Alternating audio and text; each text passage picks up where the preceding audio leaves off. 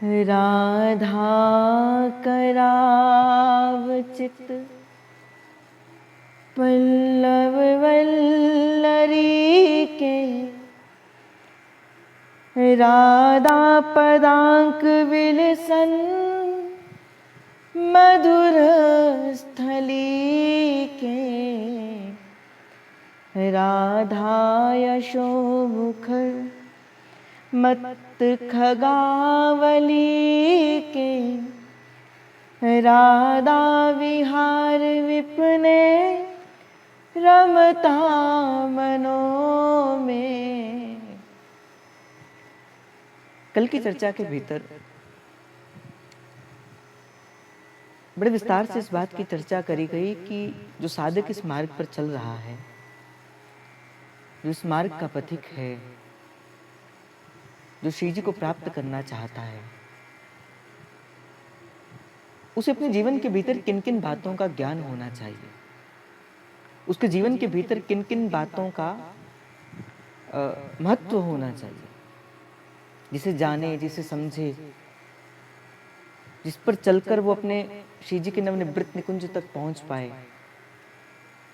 ऐसा कोई भाव जो है वो जीव के भीतर विचारणीय होना चाहिए। तो संतों ने 5 प्रश्नों का भाव रखा, जिसमें से प्रथम प्रश्न की चर्चा कल हमने करी, और वो पहला प्रश्न था अपने स्वरूप का ज्ञान। क्या है जीव का वस्तुतः स्वरूप? जब इस बात के चिंतन की ओर गए, जब इस बात की गहराई की ओर गए, जब इस बात को बड़ा विचार करके बताया कि नहीं, क्या है अपना स्वरूप, क्या है जीव का वास्तविक स्वरूप, तब और प्रश्न उठे। और सबसे पहला प्रश्न उठा, मैं कौन हूं? मैं पुरुष हूं, मैं स्त्री हूं, मैं बालक हूं, मैं बूढ़ा हूं, मैं पति हूं, मैं पत्नी हूं, मैं कौन हूं? फिर उत्तर कहीं मिला संतों की कृपा से, वैष्णवों की कृपा से, कि ना मैं पति हूं, ना मैं पत्नी हूं, ना मैं पुत्र हूं, ना मैं पिता हूं, ना मैं भाई हूं, ना मैं बहन हूं, और ना ही मैं मनुष्य हूं, ना ही पुरुष हूं किंबा स्त्री हूं। मैं कौन हूं? मैं श्री जी की निज सखी हूं। ये बोध हुआ, इस बात का पता लगा, अपने वास्तविक स्वरूप का पता लगा कि मैं कौन हूं। फिर आगे फिर प्रश्न उठा, मेरी उत्पत्ति कहां से हुई है? अगर मैं श्री जी की सहचरी हूं, अगर मैं श्री जी की सखी हूं, श्री जी के नवनिवृत्त निकुंज में विहार करने वाली हूं, तो मेरी उत्पत्ति कहां से हुई है? कहां से मेरा प्राकट्य हुआ है? तो क्या मैं माता के गर्भ से मेरा प्राकट्य हुआ है? तो इसका उत्तर है नहीं। आप कहोगे कैसे नहीं? मैंने देखा है, मेरी माता ने देखा है, उसने उस गर्भ की पीड़ा को सहा है, फिर आप कैसे कह सकते हो कि मेरा जन्म जो है वो माता के गर्भ से नहीं हुआ है? तो इसका उत्तर संतों ने कहा है कि हाँ, आप केवल शरीर नहीं हो, आप शरीर के भीतर विद्यमान वो आत्मा हो। कौन हो आप? शरीर नहीं। ये जो शरीर है जिसे आप अपना मानकर बैठे हो, ये तो पंचभूत से होकर बना है। ये तो सृष्टि की संरचना है, अग्नि जल वायु, ये तो उससे बना है। तो क्या ये अपना है? नहीं। अगर अपना होता तो अंत के समय में इसे पुनः इस संसार में, प्रकृति में मिलाकर नहीं जाया जाता। अगर ये अपना ही होता तो अंत समय में वो अंतिम संस्कार के बाद इसे पुनः प्रभु को नहीं सौंपा जाता, पुनः प्रकृति में नहीं मिलाया जाता। अर्थात क्या है? ये शरीर अपना नहीं है। हमारी, जैसे मैंने कहा कि हमारी उत्पत्ति कहां से हुई है? हमारी उत्पत्ति माता के गर्भ से नहीं हुई। हाँ, हमारे शरीर की उत्पत्ति माता के गर्भ से हुई है, किंतु कोई कहे कि आपकी आत्मा की उत्पत्ति माता के गर्भ से हुई है, तो नहीं, आपकी आत्मा की उत्पत्ति माता के गर्भ से नहीं हुई। तो फिर आपकी उत्पत्ति कहां से हुई है? सहचरी, सखी, इस शब्द को भी समझो। श्री जी के श्रीअंग से प्रकट होने के कारण ही इसका नाम सहचरी पड़ा। श्री जी के श्रीअंग से प्रकट होने के कारण ही इनका नाम सहचरी पड़ा।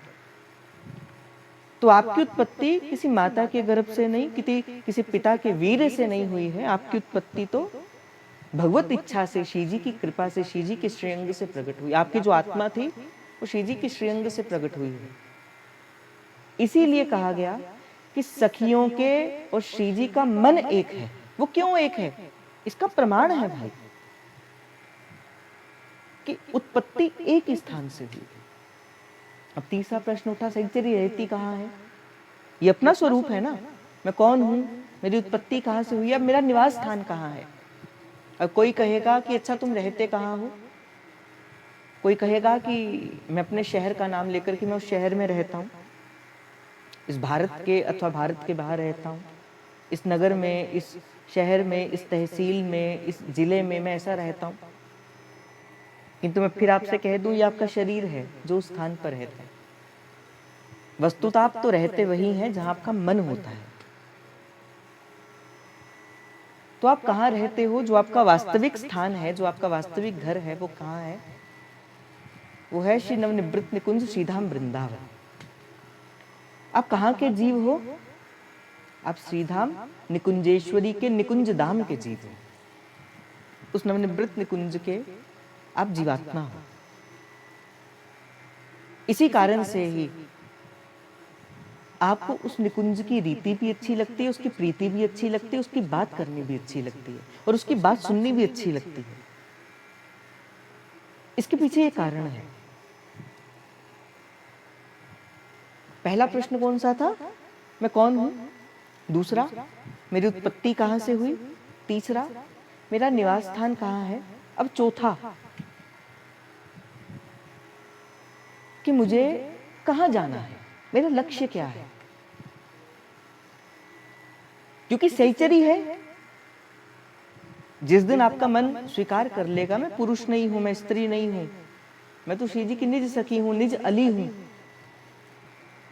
उस दिन सबसे पहले आपको क्या दिखेगा? आपको अपना लक्ष्य दिखेगा कि मुझे कहां जाना है। जिस दिन आपको अपना लक्ष्य निर्धारित हो जाएगा कि हाँ मुझे यहां जाना है, ये मेरे जीवन का लक्ष्य है, ये मेरे जीवन का परम लक्ष्य है, तो उस दिन क्या होगा? उस दिन मन वहां पर चलने के लिए अपनी यात्रा का प्रारंभ कर देगा। मन चलना प्रारंभ कर देगा। और सहचरी का परम लक्ष्य क्या है? अच्छा, आपसे मैं अगर पूछूं कि किसी सखी का, किसी सहचरी का परम लक्ष्य क्या है, बताओ। किसी सखी का, सहचरी का जीवन का परम लक्ष्य क्या है? क्या है उसका परम लक्ष्य जो उसे प्राप्त करना है? हाँ, प्रिया प्रियतम की सेवा में रह के सिर्फ प्रिया प्रियतम को सुख प्रदान करना। क्योंकि जो सुख प्रदान करना है वो तो सेवा से ही तो प्रदान होगा। दुर्दास जी महाराज ने भी तो ये कहा, सखी चहु और फिरे चक ढोर सी, और सेवा को सोंझ लिए ही मानी। सहचरी का तो स्वरूप ही ऐसा है, सखी का तो स्वरूप ही ऐसा है कि मुझे श्री जी की सेवा में रहना है और श्री जी को सुख प्रदान करना है।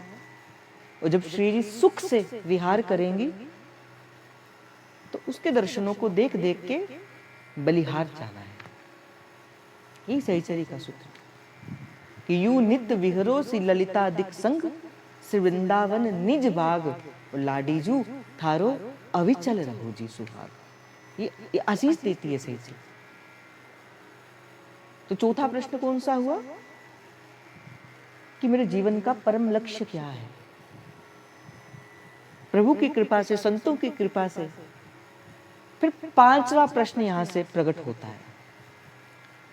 अब उस लक्ष्य की प्राप्ति हेतु मुझे क्या उपाय करने हैं? देखो, ये जो चर्चा है ना, ये जो अभी 1-2 दिन चर्चा चल रही है, आप ये सोचो ये सिद्धांत की ही चर्चा है, ये सिद्धांतिक चर्चा है। और मुझे ऐसा लगता है कि बड़ी विचारणीय चर्चा है और बड़ी चिंतनीय भी चर्चा है और बड़ी गोपनीय भी चर्चा है। क्योंकि संसार के भीतर तो प्रभु का तो स्वरूप बताया जाता है, कथा संकीर्तन में, कथाओं में प्रभु का स्वरूप तो बताया जाता है, पर जीव को अपने स्वरूप के बारे में नहीं बताया जाता कि तू कौन है। क्योंकि जब तक जीव को अपने स्वरूप का पता नहीं होगा वो प्रभु से प्रेम कर नहीं सकता। जिस दिन प्रभु जीव को ये पता लग जाएगा कि मैं भी प्रभु का ही कोई निज जन हूं, जब अपनत्व जगेगा, जब संबंध जगेगा, फिर सहसा ही उसके संग प्रेम हो जाएगा, फिर सहसा ही उसके संग अपनी आत्मीयता हो जाएगी। इसीलिए जो प्रेम है ना वो संबंध में होता है। इसलिए मैं तो यही कहता हूं, और कई दिनों से, कई मास से, कई वर्ष से मैं आपसे कहते आया हूं, आप प्रभु के संग सबसे पहले अपने संबंध को स्थापित किया करिए कि मेरा प्रभु के संग ये जो संबंध है वो संबंध क्या है। जिस दिन आप ये समझ जाएंगे, जिस दिन आप ये जान जाएंगे कि नहीं मेरा संबंध ये प्रभु के साथ, मैं प्रभु की निज सखी हूँ, मैं प्रभु की निज अली हूँ, मैं माता हूँ, मैं पिता हूँ, मैं भाई हूँ, मैं बंधु हूँ, मैं गुरु हूँ। रसिकों ने बना है। एक तो संत थे, वो राम जी को शिष्य के स्वरूप में माना करते थे और अपने आप को गुरु के स्वरूप में माना करते थे। कहते हैं ना कि वो बनने को तो सेवक भी बन जाए, हमारा दम होना चाहिए कि उनको सेवकाई को स्वीकार कर सके। तो वो गुरु बने थे, प्रभु वो बने थे, और नित्य प्रति क्या करते, अपनी प्रसादी माला अपने शिष्य को अर्थात अपने रघुनाथ जी को ओढ़ने के लिए आते। नित्य प्रति अपनी प्रसादी जो माला होती वो अपने शिष्य को प्रदान करते, अर्थात श्री रघुनाथ जी को प्रदान करते। अब कई देखने वाले कहते, बोले ऐसा क्या कर रहे हो, यद्यपि हमें प्रभु की प्रसादी माला लेनी चाहिए, किंतु तुम अपने गले से निकाल कर प्रभु की प्रसादी माला वो प्रभु के गले में देते हो और वो झूठी माला देते हो, अमनिया भी नहीं है। पर कहते हैं ना कि मेरे और मोहन की बातें या मैं जानूं या वो जाने। और एक दूसरी बात, अपने और अपने प्रभु के मध्य में कभी किसी तीसरे को मत लाया करो। आप ठाकुर जी की सेवा कर रहे हो, अपने स्वभाव से सेवा कर रहे हो, बड़े प्रेम से सेवा कर रहे हो, और किसी ने आकर कह दिया ओहो हो अच्छा ऐसे सेवा करते हैं, तुमने तो खराब कर दी सेवा, ऐसे हो जाएगा वैसे हो जाएगा, और आपने उसकी बात को सुनकर वैसे सेवा प्रारंभ करने करी, ना प्रभु को सुख मिला ना आपको सुख मिला। इसलिए अपने और प्रभु के मध्य में केवल अपना भाव रखा करो। भाव की प्रधानता, क्रिया की प्रधानता नहीं होती। अगर क्रिया की प्रधानता होती तो कर्माबाई की खिचड़ी आज भी श्री जगन्नाथ जी नहीं पाते, पा ही रहे थे ना। कर्माबाई क्या करती, सुबह उठती खिचड़ी बनाती, और जिस दातुन से वो दातुन करती, अपने दांतों को करती, उसी खिचड़ी से उसी के दूसरी ओर से खिचड़ी को कर देती। देख लिया एक ब्राह्मण ने, बोले क्या तुम ऐसा करती हो, तुम नित्य प्रति ऐसा करती हो, ना कोई आचार, ना कोई व्यवहार, ना कोई सुचिता, ना कोई पवित्रता। कोई ऐसे ठाकुर जी का भोग लगाया जाता है क्या, कोई ऐसे ठाकुर जी का अंगराग किया जाता है क्या। वो भोली सी एक मैया, भोला सा उसका हृदय, और जाकर कहती है कि आप मुझे बताइए कि किस प्रकार ठाकुर जी का मतलब की सेवा की जाती है। तो उन्होंने कहा कि पहले स्नान करो, फिर ऐसा करो, फिर वैसा करो, फिर अमनिया सिद्ध करो, चौका सिद्ध करो, फिर खिचड़ी लगाओ, फिर मुख में ये बांधो, ये करो वो करो। अच्छा ऐसे की जाती है, बोले हाँ ऐसे की जाती है। अब लगी अगले दिन कर्माबाई वैसे ही करने, वैसे खिचड़ी बनाने, बोले जैसे वो ब्राह्मण देवता ने बताया था। अब प्रभु लगे देखने, राह बटोरने की अब खिचड़ी आएगी मैया की, अब खिचड़ी आएगी। क्योंकि भक्त का भोग अगर भाव से धारण किया होगा ना, अगर भाव से आप प्रभु को भोग लगाते हो तो प्रभु तो स्वयं आते हैं भोग को पाने के लिए। अनेकों बार हुआ है ऐसा, प्रभु स्वयं आरोपते हैं भोग को। अब प्रभु बैठे हैं, मैया की खिचड़ी अभी आवेगी। अब देखा तो आज मैया बड़े अजीब से ढंग से खिचड़ी बनाने लगी। मैया समझ गए कि किसी ने इनके कान भरे हैं, प्रभु समझ गए कि किसी ने मैया के कान भरे हैं। माँ से कहते माँ कैसे, तो कहा कन्हैया मैं तो गलती से तेरी ऐसा काम करती थी, आज मुझे ब्राह्मण देवता ने बड़ा अच्छा बताया, स्नान करना है, ध्यान करना है। और इधर लगा मंदिर का टकोरा, और जैसे टकोरा बजा प्रभु को जाना पड़ा मंदिर में, प्रभु भूखे ही रह गए। और प्रभु आए किसके पास? उस ब्राह्मण देवता के पास सपने में, और जाकर कहते तूने क्यों गलत बताया, क्यों गलत बताया मेरी मैया को, आज तेरे चक्कर में मुझे भूखा रहना पड़ा। भावो विद्युते देवा, आज तेरे चक्कर में मैंने खिचड़ी स्वीकार नहीं करी, तूने क्या बता दिया, जा जाकर कह, वो मेरी बात तो मानेगी नहीं, तू जाकर कह कि माँ तू जैसे खिचड़ी बनाती थी तू वैसे खिचड़ी बना। गए ब्राह्मण देवता वैसे वैसे ही हाथ जोड़कर कहा, माँ देख तेरी कितनी बड़ी कृपा है कि तेरी वजह से आज मुझे ठाकुर जी के दर्शन हो गए। आप जैसी सेवा करती हैं वैसी सेवा करिए, ठाकुर जी को बड़ा सुख मिलता है। फिर पुनः ही वैसी रूटीन बनी, पहले फिर पुनः माता वैसे खिचड़ी बनाती, ठाकुर जी बड़े भूख से पाते। आज भी अध्यावतीय नियम है कि ठाकुर जी को जब मंगला का भोग लगता है उससे पहले ठाकुर जी को खिचड़ी का भोग लगता है, उस खिचड़ी को कर्माबाई की खिचड़ी कहा जाता है। इसलिए मैं आपसे कहता हूं कि अपने और अपने इष्ट के मध्य में, अपने और अपने गुरु के मध्य में कभी किसी तीसरे की बात नहीं समझनी चाहिए, कभी किसी तीसरे की बात नहीं सुननी चाहिए। सुनो, इधर से सुनो, इधर से निकाल दो। अपने और अपने मोहन की बातें, या तो वो जानता है कि वो आपसे कितना प्रेम करता है, या तो आप जानते हो कि आप उससे कितना प्रेम करते हो। फिर क्यों कोई तीसरे व्यक्ति को आपने ये हक प्रदान किया कि वो आपके और आपके प्रभु के मध्य में आ जाए? तो किसी को ऐसा नहीं कहा करो, किसी की बात ऐसे नहीं सुना करो, केवल अपनी उपासना के अनुसार चला करो। अब आप ठाकुर जी की, श्री जी की सेवा में चले हो, अब कोई आए, आप ऐसी सेवा करते हो, तुलसी का भोग नहीं लगाते हो, अब कोई आए, वाह वाह राम राम राम राम राम राम, तुम तुलसी का भोग नहीं लगाते हो, ठाकुर जी स्वीकार नहीं करेंगे, श्री जी ऐसा नहीं करेंगे, श्री जी वैसा नहीं करेंगी। अब लगे तुम ठाकुर जी को भोग लगाने के लिए तुलसी का, अब ठाकुर जी तो बोले बोले श्री जी ने भोग पाया ही नहीं, क्योंकि श्री जी तो अमन ही आ पाती हैं। अब कैसे हो जाएगा? अपनी उपासना के अनुसार चलना चाहिए, अपनी उपासना के भाव से चलना चाहिए, अपनी रस रीति के अनुसार चलना चाहिए, और अपने भाव को प्रधान जन्य होकर चलना चाहिए। अपनी प्रधानता, अपने भाव को मुख्य तौर पर अपने भाव को देखकर चलो। मेरा श्री जी से संबंध कैसा है, मेरा प्रेम कैसा है। आप प्रेम से ठाकुर जी को, प्रेम की प्रधानता देखी जाती है, प्रेम की प्रधानता। और जो प्रेमी होगा ना वो कभी अभक्ष्य पदार्थ देगा भी नहीं, ऐसा मत समझना।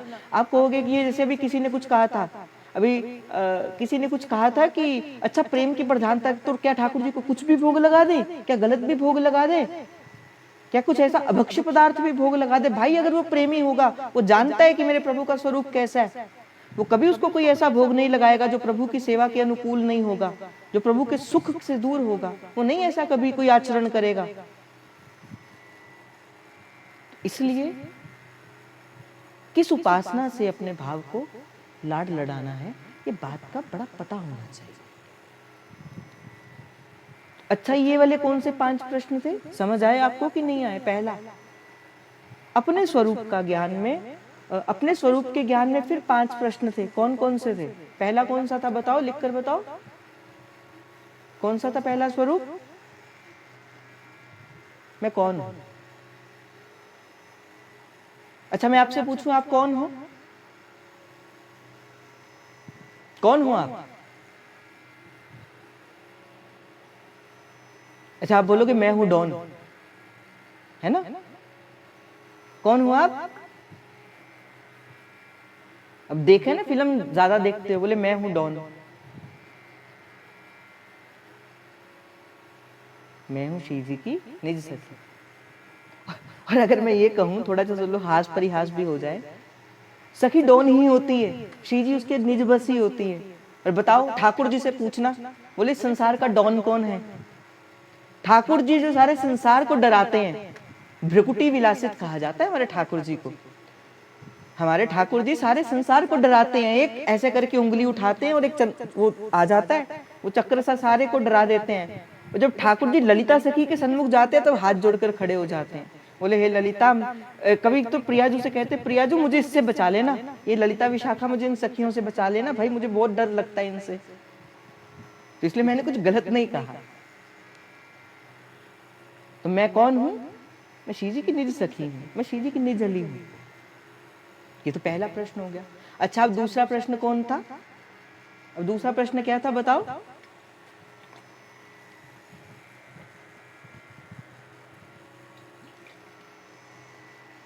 बताओ। हाँ, मेरी उत्पत्ति। मेरी उत्पत्ति कहां से हुई है भाई? मेरी उत्पत्ति कहां से हुई? अच्छा बताओ, इसका उत्तर बताओ, मेरी उत्पत्ति कहां से हुई है? लिख लेना इसे भाई, प्रश्नों को कहीं से।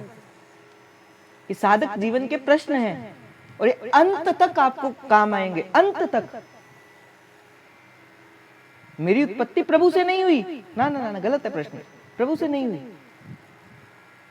मेरी उत्पत्ति श्री जी से हुई। श्री जी हमारी भगवान नहीं है।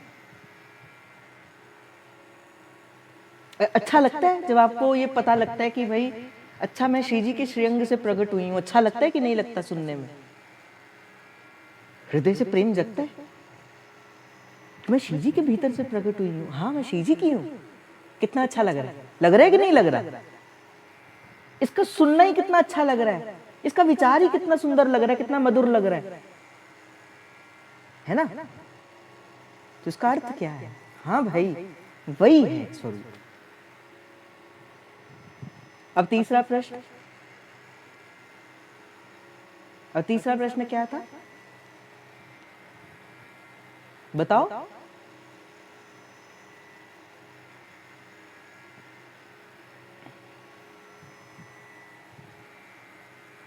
बताओ।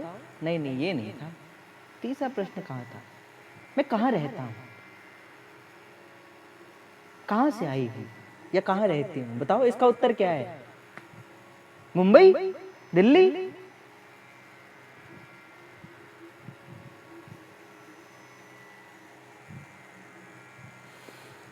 मैं श्री जी की नवनिवृत्त निकुंज की सहचरी हूँ। अब चौथा प्रश्न, अब चौथा प्रश्न क्या था?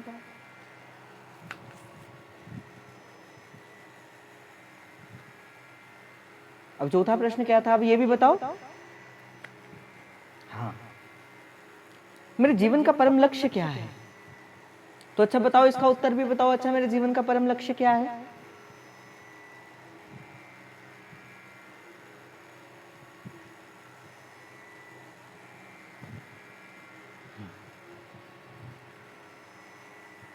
कि महल राधिका का बुहारा करेंगे, यूं ही आते जाते निहारा करेंगे, सजाएंगे चुन चुन के सेजों को उनकी, यूं ही तन ये मन उन पे वारा करेंगे, महल लाडली का बुहारा करेंगे। किशोरी सेवा में लीजो, हाँ लाडली चरणन रख लीजो, जग जंजाल छुड़ाए वास वृंदावन को दीजो, किशोरी मोहे अपनी कर लीजो, लाडली अपनी कर लीजो, जग जंजाल छुड़ाए वास बरसाने को दीजो, वास वृंदावन को दीजो। भोर होत महलन में थारे, मंगला को नित जाऊं, भोर होत महलन में थारे, मंगला को नित जाऊं, राधा वल्लभ की करूं मंगला, मैं जीवन सफल बनाऊं, राधा वल्लभ की करूं मंगला, मैं जीवन सफल बनाऊं, और लाडली इतना तो कीजो, किशोरी मोहे चरणन रख लीजो, जग जंजाल छुड़ाए वास वृंदावन को दीजो, वास बरसाने को दीजो, किशोरी अब विनय मान लीजो, लाडली विनय मान लीजो, जग जंजाल छुड़ाए वास वृंदावन को दीजो, वास वृंदावन को दीजो। श्री राधा श्री राधा श्री राधा श्री राधा श्री राधा श्री राधा श्री राधा। तो जीवन का परम लक्ष्य क्या है? सेवा। और सेवा जिस दिन जीव के जीवन के भीतर आ जाएगी, इसी सेवा से श्री जी को सुख मिलेगा और इसी सेवा से श्री जी से अपनत्व जगेगा और इसी सेवा से संसार भी जीवन के मध्य में नहीं आएगा। आप सेवा को पकड़ो। अब जैसे ना कई जन मुझे यहाँ पे कहते कि भैया पहले हमारा जीवन बड़ा ऐसा था, हम जब हम कुंज में नहीं जुड़े थे, हमारा जीवन कैसा था, जब हमारे पास खाली समय होता था तो हम किसी को फोन कर लेते थे, कोई गेम खेल लेते थे, कभी कुछ चला लेते थे, कभी कुछ चला लेते थे, कभी सो जाते थे। पर जब से श्री जी ने जोड़ा है तब से ये होता है, कभी मंगला करेंगे, कभी दोपहर को राजभोग में जाएंगे, कभी संध्या में जाएंगे, कभी वृंदावन संकीर्तन करेंगे, कभी रात के संकीर्तन में आवेंगे। तो जितने भी रिश्ते नाते थे ना वो सब छूट रहे हैं। अब तो हमारे घर वाले भी कहते, बोले तुम्हें एक अच्छी वस्तु मिल गई है, तुम्हें अच्छी जगह मिल गई है, अब तुम हमें भी नहीं देखती। तो सेवा का फल क्या है, सेवा का पुण्य क्या है कि संसार अपने आप दूर चले जाता है। संसार को दूर करना नहीं पड़ता, क्योंकि दूर करोगे तो फिर पकड़े जा सकते हो। जब दूर करोगे तो फिर पकड़ोगे, समय आने पर फिर वो वस्तु आ सकती है, किंतु जब वो चीज छूट जाएगी फिर वो वापस नहीं आएगी। इसलिए छोड़ना कभी भक्ति नहीं सिखाती। भक्ति कहती है आप अपने जीवन का नियम करते रहो, जो रहना होगा वो रहेगा और जो जाना होगा वो चले जाएगा। तो क्या हुआ? अपना स्वरूप। अपना स्वरूप क्या है? अच्छा, अपना लक्ष्य क्या है ये पता लग गया कि मेरे जीवन का लक्ष्य क्या है। अच्छा, पांचवा क्या था? अब पांचवा क्या था प्रश्न? लक्ष्य की प्राप्ति कैसे होगी? अब कैसे होगी भाई लक्ष्य की प्राप्ति? बताओ।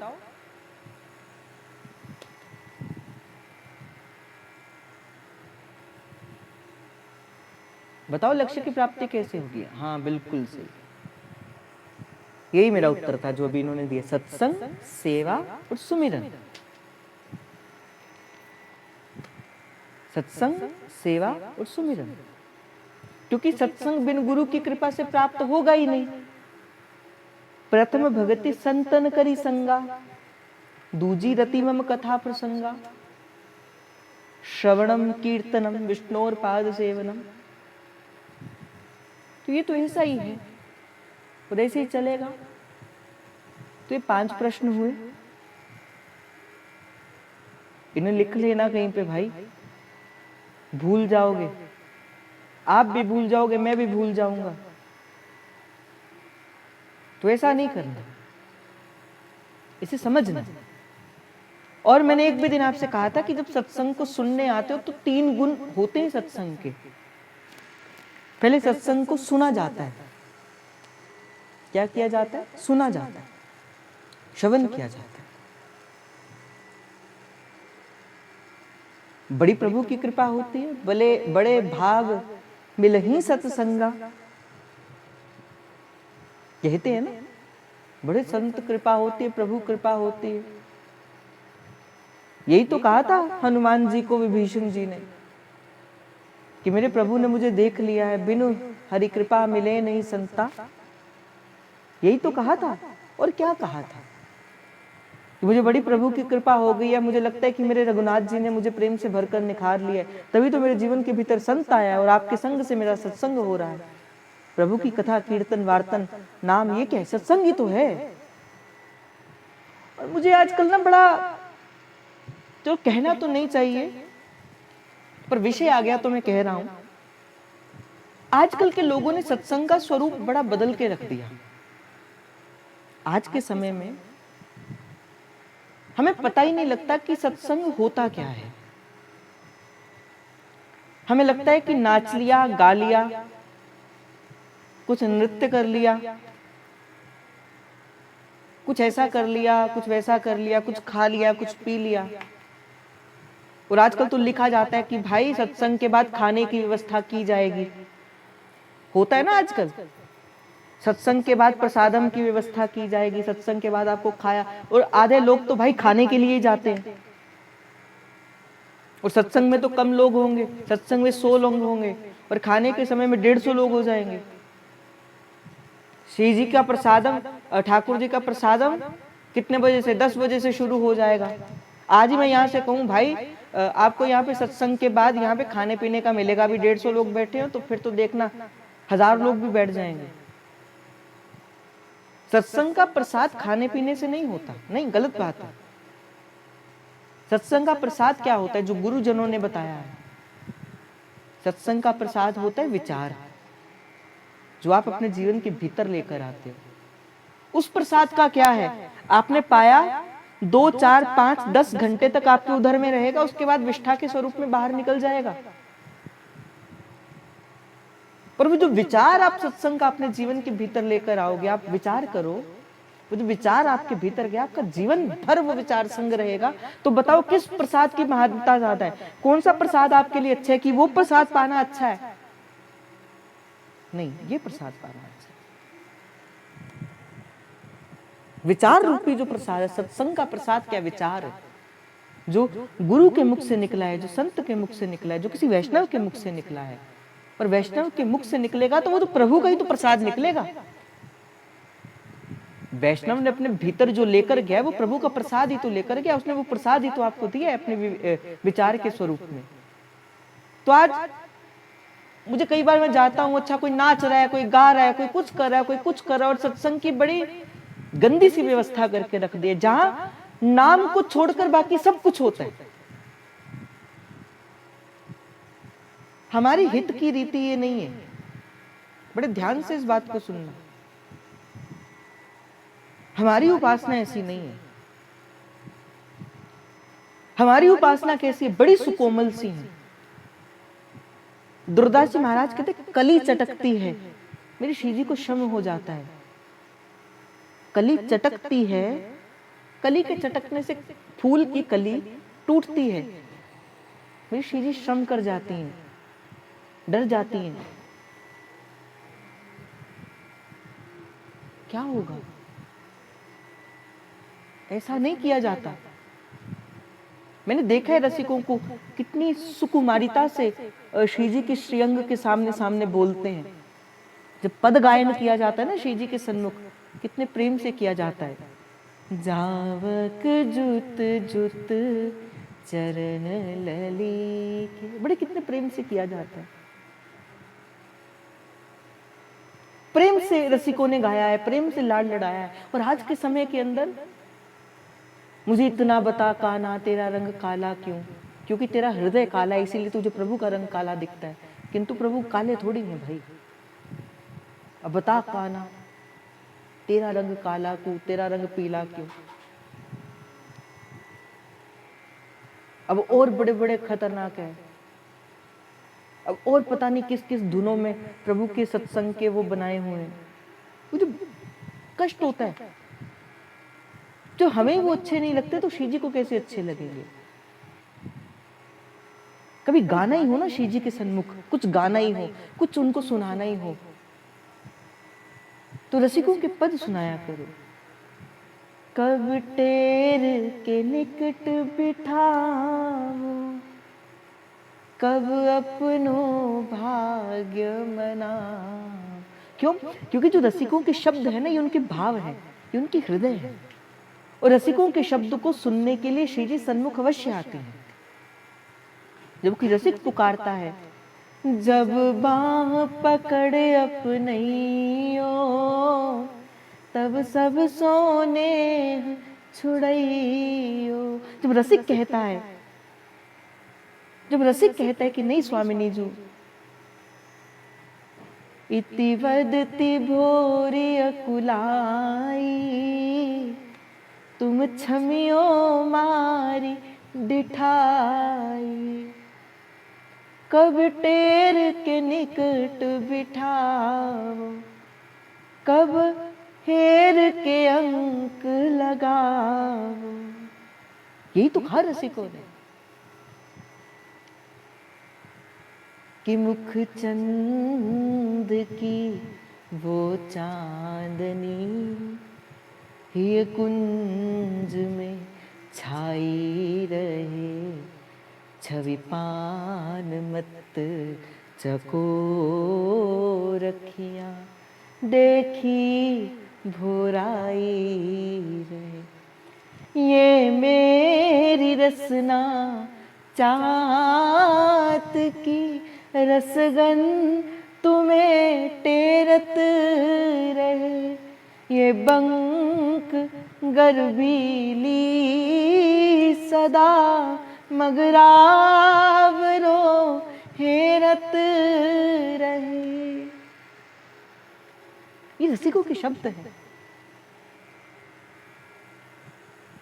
कि जब रसिक कोई कहता है लाडली प्यारी कबू मेरो ताप हर के जाई, नेह को संबंध अब तो सत्य करके जाई,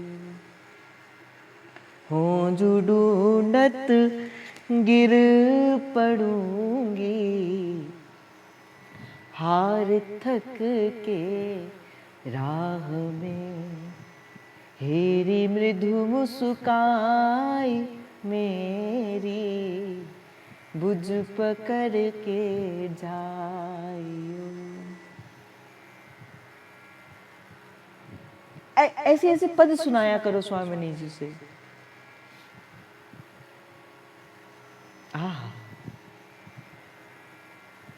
कि चरणन की रज पाऊं किशोरी, चरणन की रज पाऊं किशोरी, बैठी रहूं कुंजन के कोने, बैठी रहूं कुंजन के कोने, अब शाम राधिका मैं गौरी किशोरी, चरणन की रज पाऊं किशोरी, जो रज शिव सनकादिक दुर्लभ, जो रज शिव सनकादिक दुर्लभ, सोरज शीस चढ़ाऊरी किशोरी, चरणन की रज पाऊं किशोरी। व्यास स्वामिनी की छवि निरखत, व्यास स्वामिनी की छवि निरखत, और फिर मैं विमल विमल यश गौरी किशोरी, चरणन की रज पाऊं किशोरी। ये पद गाया करो कि और दिए कछु भावत नाही, हे स्वामिनी जी मुझे आपसे कुछ और नहीं चाहिए, कि और दिए कछु भावत नाई, श्री वृंदावन रज दीजे, हाँ वृंदावन रज दीजे, किशोरी मोहे हाय अपनी कर लीजे, श्यामाजू मोहे हाय अपनी कर लीजे। खग मृग पशु पंछी यावन को, खग मृग पशु पंछी यावन को, चरण शरण रख लीजे, हाँ चरण शरण रख लीजे, किशोरी मोहे हाय अपनी कर लीजे। व्यास स्वामिनी की छवि निरखत, व्यास लाडली की छवि निरखत, महल टहलनी दीजे, हाँ महल टहलनी दीजे, किशोरी मोहे हाय अपनी कर लीजे, श्यामाजू मोहे हाय अपनी कर लीजे। कहीं से भी कुछ मत सुना करो, नहीं है हमारी उपासना के अनुकूल, सिद्धांत नहीं कहता इससे। कभी चले हैं, अच्छा नगर में कोई आया, चले सुनने के लिए, भाई नहीं, हमें किसको सुनने की आज्ञा है? इष्ट मिले और मन मिले, मिले भजन रस रीति। कुछ भी नहीं सुन लेना, कुछ भी अपने कान के भीतर नहीं लेके जाना। अब यहां से है, फिर मैं कहूंगा तुलसी की महिमा, आप किसी सत्संग में गए, वो आपको तुलसी की महिमा बता देंगे, यहाँ पे तुलसी का भोग नहीं लगता, आपके मन के अंदर संशय आ गया। अब किसी सत्संग में गए, एकादशी की महिमा आ गई, आप यहाँ पे नहीं रखते, फिर कोई संशय आ गया। वहां पे कोई विधि निषेध होगा, आप यहाँ पे नहीं रखते, फिर कोई संशय आ गया। कहीं किसी व्रत का अनुष्ठान होगा, आप वहां चले गए, आपने उस व्रत का अनुष्ठान कर लिया, आप नहीं करते, फिर मन में संशय आ गया, तो क्या करोगे? संशय से आत्मा का विनाश होता है, संशय से भाव खत्म हो जाता है, शिथिल हो जाता है, तो संशय तो आना ही नहीं चाहिए। तो जीवन का परम लक्ष्य क्या है, ये पता हो जाए, और जिस दिन जीवन का परम लक्ष्य पता हो जाए कि मेरे जीवन की परम गति क्या है, उसके बाद क्या करना है कि इस परम लक्ष्य की प्राप्ति के लिए मुझे क्या करना है, कैसे चलना है। नागरीदास जी तो कहते, बोले बिलसिए खसम को खमायो, हमें तो कोई नया मार्ग चलाना ही नहीं है। बताओ, कोई नया मार्ग चलाना है क्या? नहीं, हमारे तो रसिकों ने मार्ग बताया है, हमें तो पता है पहले से कैसे चलना है। मैंने कहा ना, रास्ता तो भाई सीधा है, मोड़ किसके हैं? मोड़ हमारे मन के हैं। नहीं तो श्री जी से मिलने का रास्ता तो बिल्कुल सीधा है, रसिकों ने बताया है। ये जो मुड़ जाते हैं, हम गिर जाते हैं, ये तो अपने कारण से गिरते हैं, अपने मन से गिरते हैं, हमारा भाव शिथिल हो जाता है। देखो, आज ही मुझे कोई बता रहा था, कहते तप क्या होता है? तप, इसे क्या होता है, किसे तप कहते हो? तप होता है अपने जीवन के भीतर एक अनुशासन को लेके आना, इसे तप कहा जाता है। कि मैं कभी असत्य भाषण नहीं करूंगा, ये तप है। मुझे क्रोध आया, मैंने क्रोध नहीं किया, ये तप है। ये आपकी उपासना है। सबके प्रति हित का भाव रखना है, ये आपकी उपासना है, ये तप है आपके जीवन का। श्री जी की सेवा में रहना, ये आपके जीवन का तप है। और तप नहीं करोगे अपने जीवन के भीतर तो इसका उल्टा कर लो। तप का उल्टा क्या होता है? पतन होने का पूरे चांसेस है भाई। तो तब तो जीवन के भीतर आना ही है।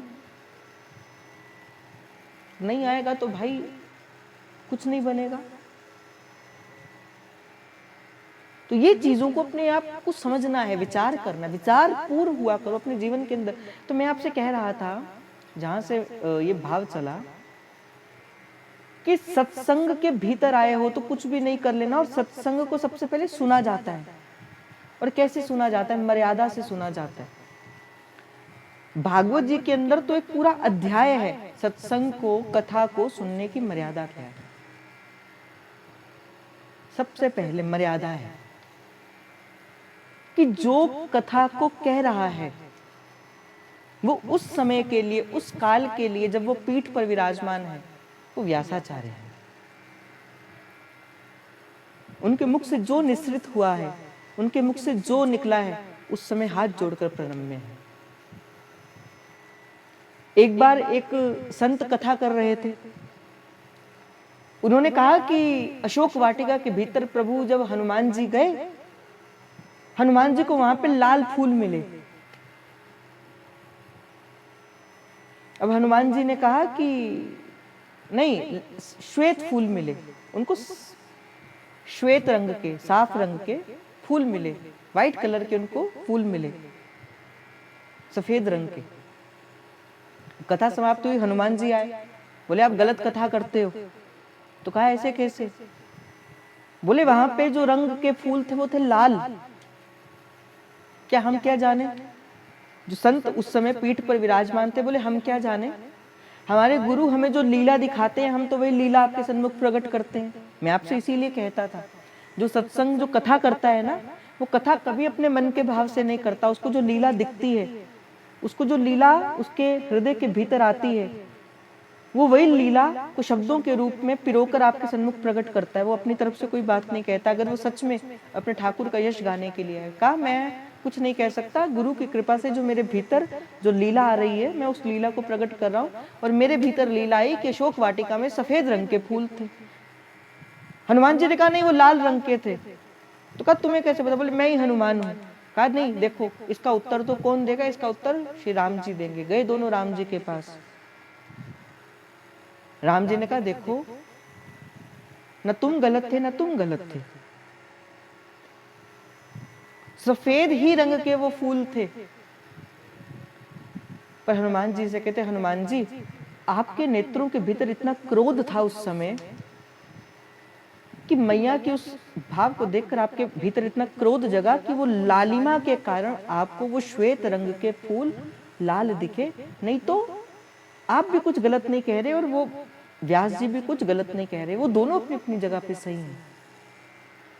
तो इसलिए कथा के भीतर जो कुछ कहा जाता है वो लीला है प्रभु की। अनेक प्रभु की लीलाएं हुई हैं। क्या ठाकुर एक बार आए?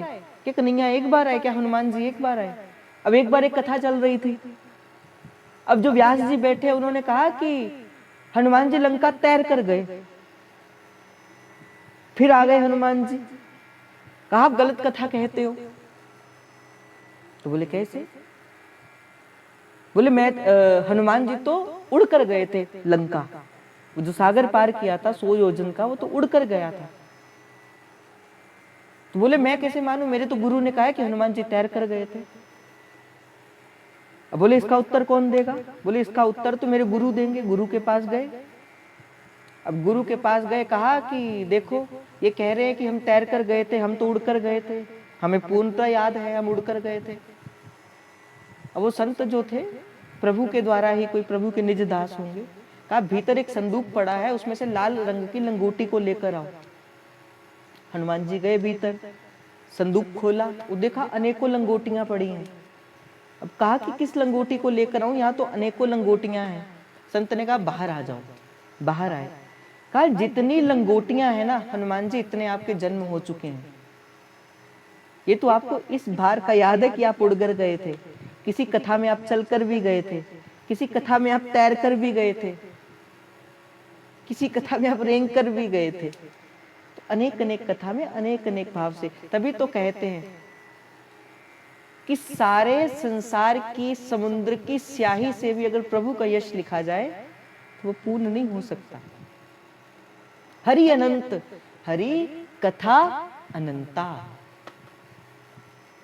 तो मैं आपसे ये कह रहा था, सत्संग को सबसे पहले क्या किया जाता है? सुना जाता है।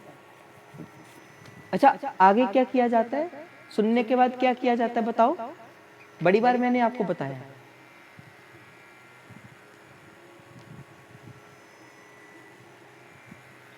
बताओ। नहीं ना,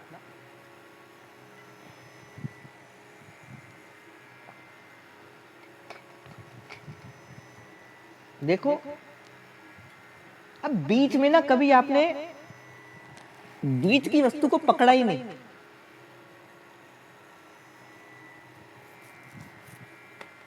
आपने बीच की वस्तु को कभी पकड़ा ही नहीं। आप हमेशा पहली चीज पकड़ते हो और अंतिम चीज पकड़ते हो, उसके बीच में क्या चल रहा है आपको कुछ लेना देना ही नहीं है। सबसे पहले सत्संग को सुना जाता है, सुनने के बाद उसमें से चुना जाता है कि मेरे लिए प्रभु ने कौन सा प्रसाद दिया है, उसे चुना जाता है।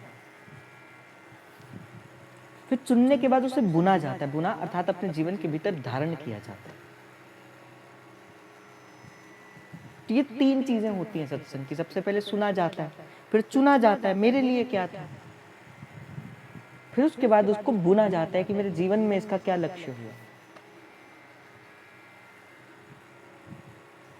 तो इसीलिए मैं आपसे कहता हूं कि थोड़ा सा चिंतनीय बना करो, थोड़ा सा विचार करके जाया करो, विचार किया करो।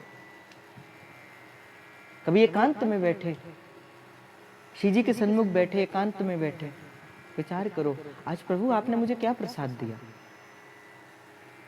आज ऐसा कौन सा विचार आपने मुझे दिया जिससे मैं अगर अपने जीवन के भीतर उस मोती को लेकर आऊं इस सत्संग रूपी समुद्र से, तो मेरे जीवन के भीतर अमूल चूक परिवर्तन हो सकता है।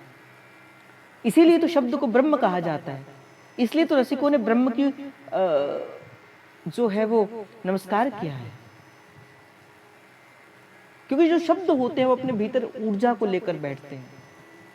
और वो ऊर्जा किसके मुख से निकली है? किसी संत के मुख से निकली। इसलिए अगर वो प्रसाद के स्वरूप में आपको मिलेगी, आपके जीवन के भीतर बरकत आएगी, आपके जीवन के भीतर उसे धारण करने का बल मिलेगा। और जिस दिन गुरु कृपा से, श्री जी की कृपा से आपके जीवन के भीतर वो भाव जगेगा, वो भाव के द्वारा फिर आप चलोगे, देखना श्री जी कृपा से आपके जीवन श्री जी के अनुकूल बनेगा। आज तो वैसे मुझे दूसरी प्रश्न की चर्चा करनी थी कि कैसा है श्री जी का स्वरूप, कौन है श्री जी, कैसी है श्री जी का स्वरूप। क्योंकि जिस दिन आप अपने इष्ट का स्वरूप जान जाओगे ना, जिस दिन आप ये जान जाओगे कि मेरी श्री जी कैसी हैं, उस दिन इनके द्वार को छोड़कर किसी और द्वार के ऊपर जाना तो दूर, आपका मन भी, दृष्टि भी नहीं जाएगी। मन का जाना तो बड़ी दूर की बात, आपकी दृष्टि भी किसी और नहीं जाएगी जिस दिन आप श्री जी के स्वरूप को और स्वभाव को जान जाएंगे कि कितनी सुंदर है। एक तो सुंदर है, एक तो सुंदर होता है व्यक्ति, एक तो श्रेयंग से सुंदर होता है, अपने शरीर से सुंदर होता है। पर मुझे ऐसा लगता है कि शरीर की सुंदरता इतनी अच्छी नहीं होती जितनी उसके मन की सुंदरता होती है। तो श्री जी तो हमारे तन की भी सुंदर है और श्री जी तो हमारे मन की भी सुंदर है। मन से भी वो बहुत सुंदर है, मन भी उनका बहुत सुंदर। इसीलिए हमारी प्यारी जी को करुणामयी कहा जाता है। हमारी प्यारी जी का एक नाम है करुणामयी। वो कृपामयी है, वो करुणामयी है। वो कभी किसी का दुख देख नहीं सकती, वो कभी किसी को कष्ट में देख नहीं सकती। क्यों? मां है ना। अब मां अपने पुत्र को देख सकता है क्या कभी कष्ट में? हाँ करुणामयी, हाँ कृपामयी, मेरी दयामयी राधे, करुणामयी कृपामयी, मेरी दयामयी राधे।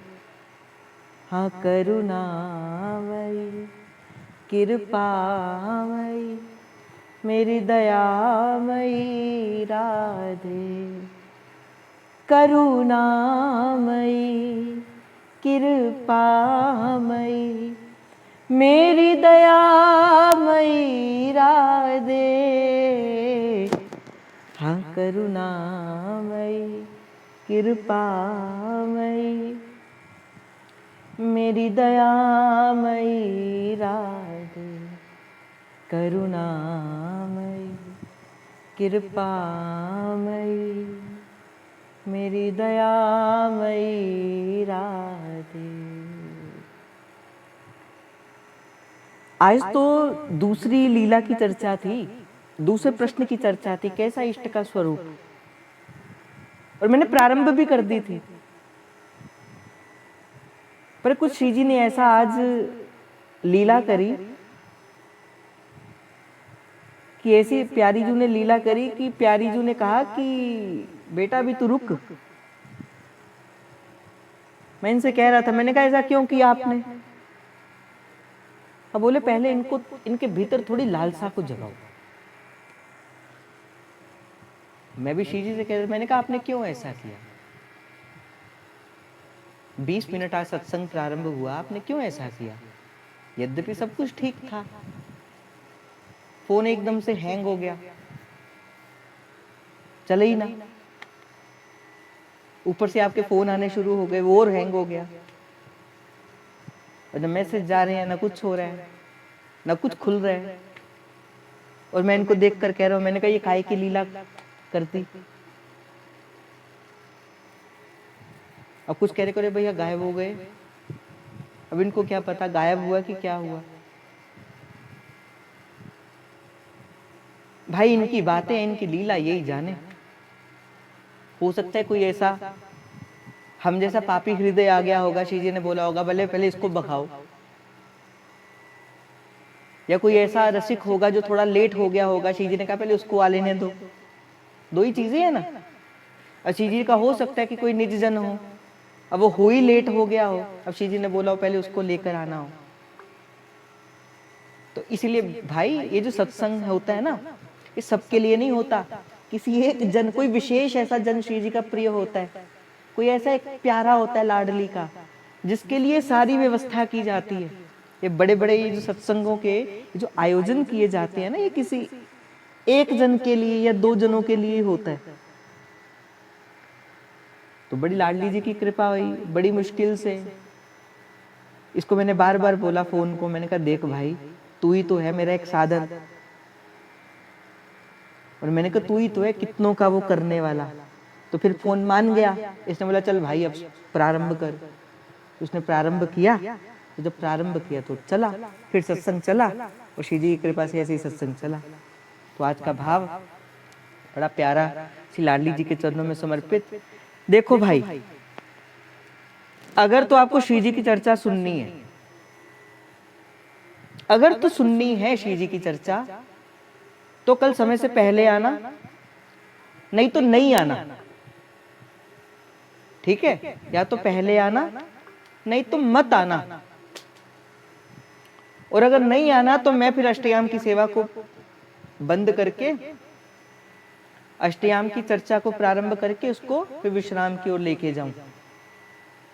पर अगर आना तो समय से आना और पहले से आना। ठीक है, तो आज का भाव श्री लाडली जी के चरणों में समर्पित। आप सभी के हृदयस्थ प्रेम प्रभु को, हित प्रभु को नमन।